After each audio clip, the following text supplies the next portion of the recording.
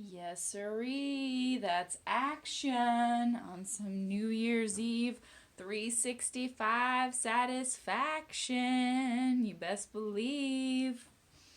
Hey, thanks for joining me. So, who am I, you ask? Well, I am wearing the mask, I am immortalizing and memorializing the one and only Betty White tonight.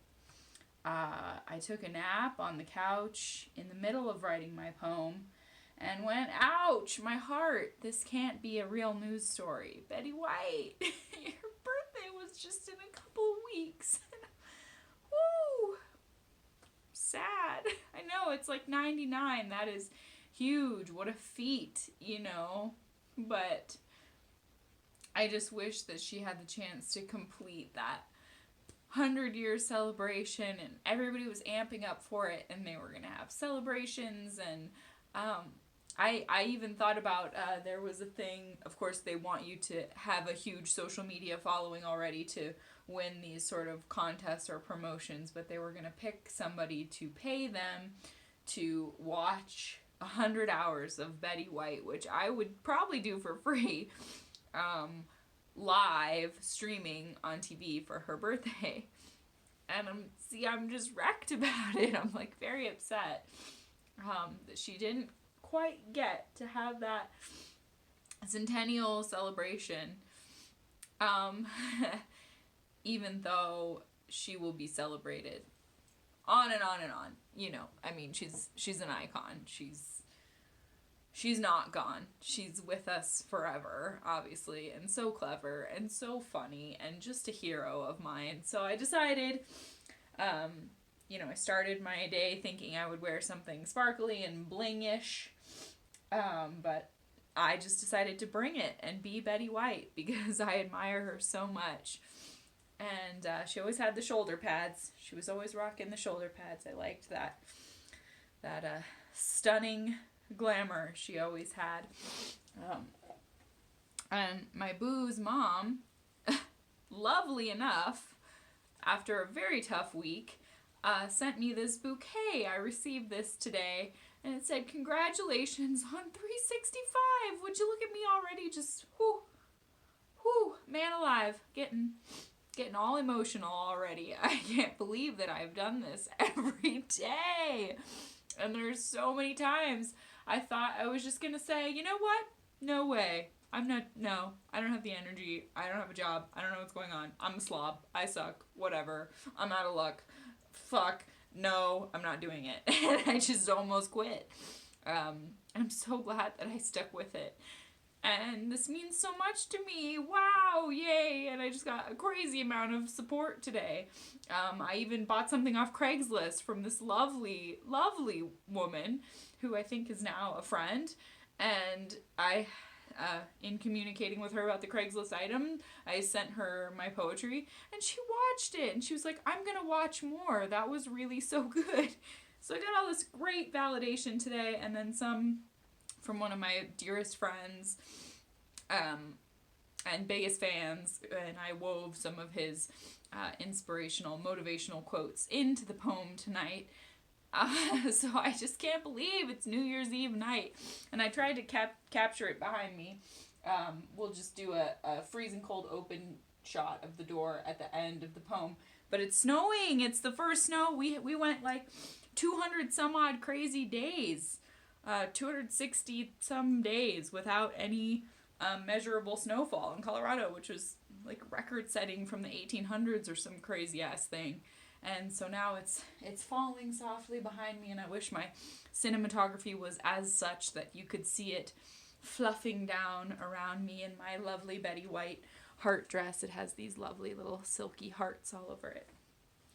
Just seemed like the right dress to bring out for my best Betty White. And these flowers smell so good, and I am empowered by this showering of support. It is really, I just can't even tell you what it means. Wow, look at these fanciful ones. I just had to kind of zoom in on these friends. What? That's from a Tim Burton movie. That's completely completely crazy. Beautiful. So I also wore my rose socks. And if I flash my skivvies, it's okay, because I wove into my poem, it's considered good luck in several places to wear white undies on New Year's Eve. So I did. But yeah, these are my rose socks. So there's Betty right there. There's a symbol, there's a sign to you how much I truly loved her and how much she was a hero of mine. My best friend got me these socks because she knows that Betty White rocks forever in heaven. She's reunited with her husband up there. So, whew. Yeah, it's just a personality for whom 99 years was simply not enough, like, we needed more. Such a sassy pants, my goodness. So much sass and class and just, damn. That is what I strive for, to be seen in that way. Wow. So what a day. So my poem it wavers between honesty and uplifting and the shifting of the tides that we have all been feeling on this crazy, often nauseating ride. It's just a mishmash of, again, like 50 pages of research I did on New Year's Eve traditions and New Year's Day traditions around the world, and emotions that I was feeling about my girl, Betty White. And I lost a friend, a coworker that I worked with for years this week. And then we have these very bleak, very devastating, horrific fires just an hour away from here in Boulder County. 500 up to potentially 1,000 homes have been lost, and just watching this devastation and watching these people who are real people, who are Coloradoans, who are right there on the news. And it's been a rough week for Colorado. We also had an absolutely insane gunman open fire on multiple targeted locations throughout the Denver area, killing tattoo artists, these beautiful people. I don't know, the intensity of the last few years is really unequaled in my human experience. I'm pretty delirious from it. But life is a harp, and you gotta strum it. You gotta keep strumming it. And so I do, and I am. And here we are, still. By far, I'm gonna say, like, probably the biggest accomplishment of my life. Doing this for 365 days. I mean, a friend of mine who's watched many of these, I kind of took my inspiration from him. He did a creative photograph every day for 365, and I'm not saying like, I'm not minimizing that. That is amazing. That too is like, wow. But if you've been paying attention, I've like squeezed out my soul on a roll for y'all every single day. And it's like, wow, I don't know how I even found my way to do that. 'Cause I've been broke and pretty sad and pretty mad and very confused as to what to do and how to do it. So to have achieved this is just it's a blissful thing. It's a blissful thing to be here. And as my dear friend whose words I wove into my poem tonight said, this is not the end, Teal. You will keep going with this real deal. And I will. And I shall. So poetry pals, it's me, your gal Teal, emanating, evoking Betty White to bring to you this New Year's Eve night my words of poetry and my light. So here it is. Again, I will have to cite my sources in the description of this one. I know I still haven't done that for my Christmas one because I've just been running, gunning it, trying to get through this goal. Holy wowsies. So, yes, I will cite my sources for this one. Again, I did really deep research, went through many articles about the very full and rich history that is New Year's Eve. So, best believe, here we go. Today, the poem for you is called May You All Have a Fabulous Tabu-la Rasa. Look it up. It's a great word. Tabu-la Rasa. We've much to clear in the welcoming of this new year. Not much is understood to me about what will unfurl. So I've decided to peer outward at this big world I love so dear. See, if I was to hear porcelain and glass being smashed at my doorstep, I'd know I was transported to Denmark, where by the dark of night friends shatter dinnerware in the place their loved ones dwell, not out of spite, but to invite the best of luck for the year to come. Sounds pretty fun. And the most popular folks there are not at all stunned to find a big pile of broken china and cups at their door when they wake up. If you want a cut of good fortune, as a Walloon or Flemish farmer, you've got to practice being a charmer to your livestock. After the clock rings midnight and brings the light of a new year dawning, after they've done a bit of stretching and yawning, they go around fawning after their animals, wishing them well out loud and telling them all just how proud they are of their hard work. This is said to perk up the creatures and get them ready to treat her or him to an abundant year of brimming crops and food production. A fear in the reduction of growth also causes Romanian folks to both pamper and talk kindly to their cows, chicken, goats, and horses. The forces of the universe are coerced in hopes of good coming around in Ecuador by burning effigies in the form of small dolls or large scarecrows, representing figures containing written ideas the people are sure caused hardship in the months before. If they want more assurance that things will turn around, they bless the ground, then leap over the fire 12 times for each month's prior. To avoid any dire or unfavorable outcomes, the Irish get a lot of house cleaning done and invite new energy by not only opening up all the doors and windows that the old sorrows and stagnations may blow away. They also play percussion on the walls with an interesting object.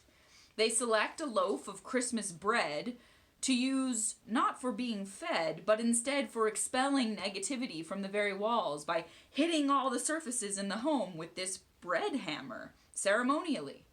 If you want to be fortunate in the months to come in Brazil, you better have good swimming skills, for it is said if you go to the ocean wearing white, as is the tradition for New Year's Eve night, you should jump over 7 waves. And they say that if you do this successfully, you will be fully blessed and receive a wish for each weave.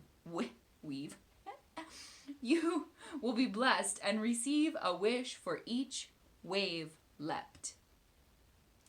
In keeping with the water traditions, many Americans have given their system a shock participating in the polar bear plunge on New Year's Eve day, or on New Year's Day, to chase away the less enjoyable parts of the year by plunging your rear and the rest of your body into freezing water, which I won't be caught doing. But I do understand the theory of renewing one's energy with something invigorating and wild. The dress style and cuisine in the Philippines focuses on polka dots and circles, which works well for me because I love cookies. They believe the circles represent money and infinity. The circle becomes complete as an old year's memories retreat and a new year's possibilities come to the foreground. If you find yourself in Japan for Amisoka, you may hear the sound of 108 reverberating bell chimes as they welcome the shifting time and hope for positive signs and blessings from Toshigami-sama, the protective deity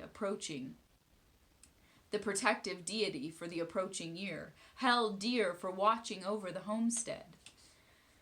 And the bells ring from Buddhist temples. And as the bells ring from Buddhist temples, families are fed celebratory meals, including kamagi mochi, 2 round rice cakes representing yin and yang, or the energy coming and the energy going. Families that hope to be growing may eat dai, or bitter oranges, which is said to encourage the one savoring it to have the favor of new children to come. Those feasting might also enjoy some toshikoshi soba noodles. As you slurp up the very long strands, you hope to find longevity in your hands. In Russia, you can make plans to share with your future self by writing goals, folding them in a jar to be placed on a shelf and opened the following year to see how clear you have been in accomplishing what you set out to do. Or you can manifest into view what the future brings the German way by purchasing a Bleigießen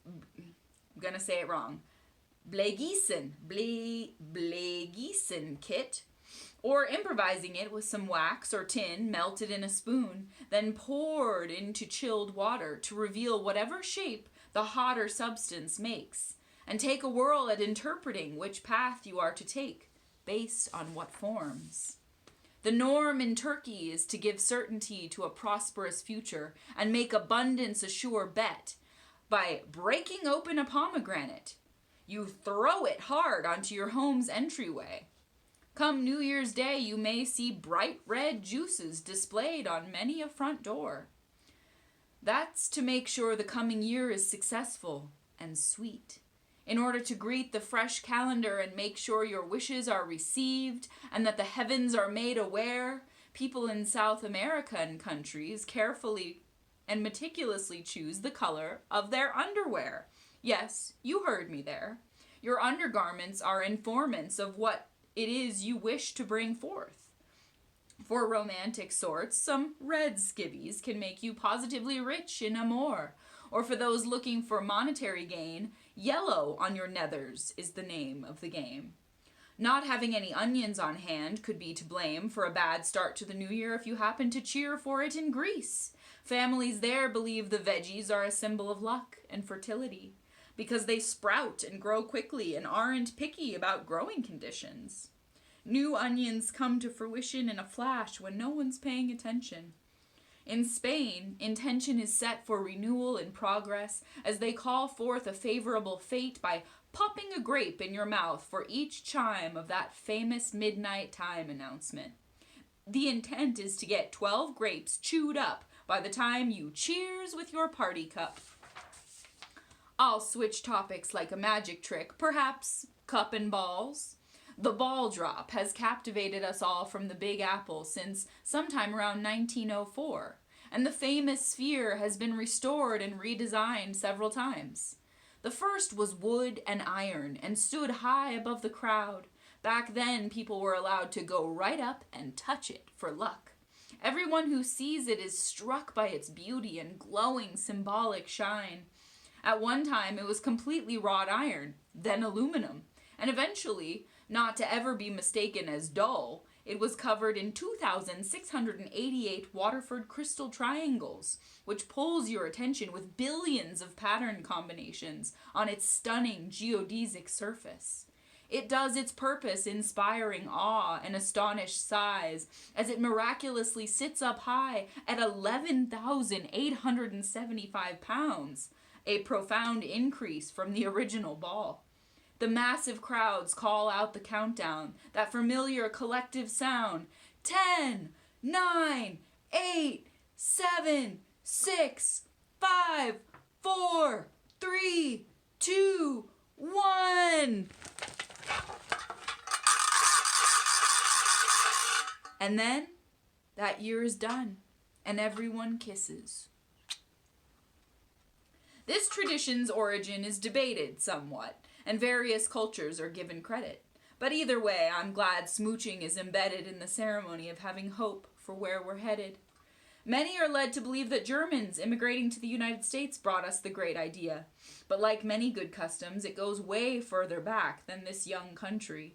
I mentioned at Christmas the Saturnalia festival, where everyone got pretty free and loose with their partying and shaking their cabooses. The more you kissed, the more you were blessed. In the Renaissance age, people confessed their sins or what they wanted to toss away, and when midnight came, they removed masquerade masks and spit game at the other party attendees who believed that kissing the face would erase bad luck and allow everyone to start anew. The routine grew in popularity, and in Scotland, where they celebrate Hogmanay, the last day of the year, they make it very clear that you must try to kiss everyone in the room to fully get the new year to bloom with goodness. There's so many ways to bless this transitional time and encourage good luck, and hopefully, someday, peace on earth. In my research, I really love the name they came up with for the 2018 Times Square Ball. They called it the Gift of Serenity. We sure could use plenty of that about now. We've got to vow to do this life thing right, to ring in this new light by valuing one another. If we want to recover from this collective sorrow, we cannot just keep doing the same things for the rest of our tomorrows. We could borrow another tradition from Denmark to spark some positivity and banish despair. There, they jump off a chair at midnight, and this is supposed to put all dark forces out of sight. The human plight has been running pretty deep.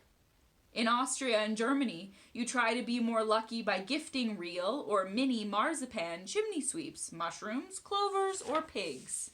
I really dig all this variety of undeniably different ways to celebrate and pull forth more of what's great, to escape the pain and the suffering and the hate by being determined to shape our own fate.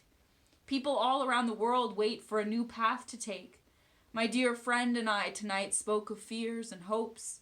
He said, "The stakes as a whole are pretty high and pretty steep. It's easy to see how temptation takes a hold and why stability is a hard thing to keep."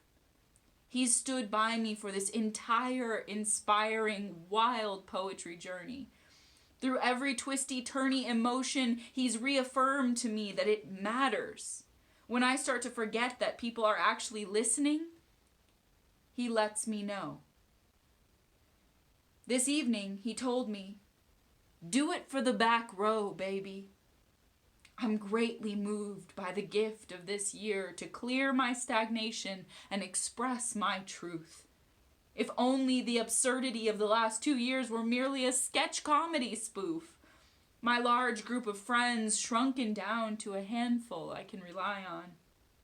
So many nights crying so long, my face puffed up. Putting my hand out in protest to the television news like I'm getting through to them, yelling, "Okay, that's enough." It's been rough and tumble, all right. A jumble of disasters impossible to deny that seem more and more like sci-fi storylines. I've shut the blinds for much of it, I admit. But I keep the fire lit in the hearth and in my heart. I've fallen and had to restart and restart and restart. And as my dear friend said tonight, well, that, my dear, is why you turn to art. Why you are an artist. I needed to hear this. I look back on the twists and turns in our sometimes brilliant, often concerning reality. I enter my yearly ritual, binge-watching the Twilight Zone marathon, and my first crush, Rod Serling, puts it perfectly. In the episode about a quiet neighborhood road taken over by blame, where finger-pointing leads to defeat, in The Monsters Are Due on Maple Street. He says, "There are weapons that are only thoughts, attitudes, prejudices, to be found only in the minds of men. For the record, prejudices can kill, and suspicion can destroy, and a thoughtless, frightened search for a scapegoat has a fallout all of its own for the children and the children yet unborn. And the pity of it is that these things cannot be confined. to the Twilight Zone. Ooh, that one hit home for me, Rod. These were my mom's. They're vintage noisemakers, which we will be breaking out at the stroke of midnight. They're from the 50s, I believe. Pretty nifty. You would certainly agree. This one is really cool. Yeah. So, pretty much, I've done it. I can't believe that I've done it. I feel in awe of the fact that I've done it.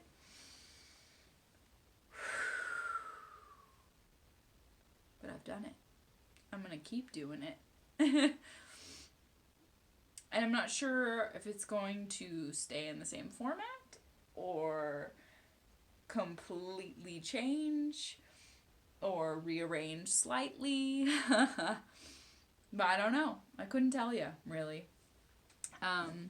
But it's not maybe the end of the year, but it's not the end of Teal's the Real Deal. So I'm going to just show you the snow, because it's beautiful and very, very cold. And I don't know how I'm going to do this with one hand, but here we go. Holy cow. Teal's the Real Deal. 365. Jump and jive, y'all. Woo! I should have shot that towards the camera, right? Here. My Tootsies are going to get cold for you. Rewind, redo. Wow! And again, wow! So, yeah, wow. It's so sparkly out there. So sparkly and pretty. And you can see it's collected quite high. Where's the table I'm trying to show? Oh, there we go. We'll just go right there. Look at that. Wow. Does anybody remember the one where I was Ebenezer Scrooge and I sat on that table like it was a throne of snow and it was like 4 feet tall up around me? That was a good one. Cold one. Yeah, lots of fun, lots of craziness. So, gosh, whoever's been there, wow. Thank you for showing me that you care and being there and tuning in and putting a grin on my face when I thought, I was wasting my potential or something, or dropped it somewhere, or was staring at it but didn't know how to use it. I didn't lose it. It's been here the whole time. So thanks for letting me pour it out of my mind and my soul. And this past few years has taken a toll on all of us. If you are unaffected, you are a robot. So, thank you for sticking with me in my thoughts and my hopes and my dreams and my high beams and all these crazy scenes and crazy outfits, and for just sitting with me through these long, dark nights of the soul and kind of just holding me up while I figure out what's what and how I'm gonna keep doing this human thing, and I still don't know, but let the new year ring, let's bring it forth. let's just chart a course, okay? Because hey, what the heck else are we gonna do? Let's be human more. Let's get off our phones more. Let's hone in on our deeper selves and deeper skills more. Let's restore our energy. Let's keep people out of our periphery and put them back in our view and say, hey, hi, how are you? not just click like on a post, not just, try to get the most clicks, but be there with it, with the human dynamic, and pick someone who you care for and say that with your voice and make new choices and hoist up your freak flag and don't drag your feet. Dance instead and lift up your head or you might miss the sunset, and try to forget some of the hard stuff, or at least, tuck it away and make a new display of flowers, of rain showers, of hours spent giving the best you can. Sound good? Does that sound like a plan? That was all just impromptu. I don't know. I've got confetti in my hair. Oh, I meant to put that in. That was one of the things I researched that I didn't include, was that there was like it was like the Times Square website, and there was like a bunch of trivia questions, and they said like, what is the Times Square confetti made of? And it was like, it's made of wishes. They call it wish-fetti. I was like, wow, that's really beautiful. So, tonight's wish-fetti is for Betty, right? Definitely, yeah. The wish-fetti tonight is for Betty. So, here's to you, girl. You are golden indeed. Gosh. Thanks for being with me. Happy New Year!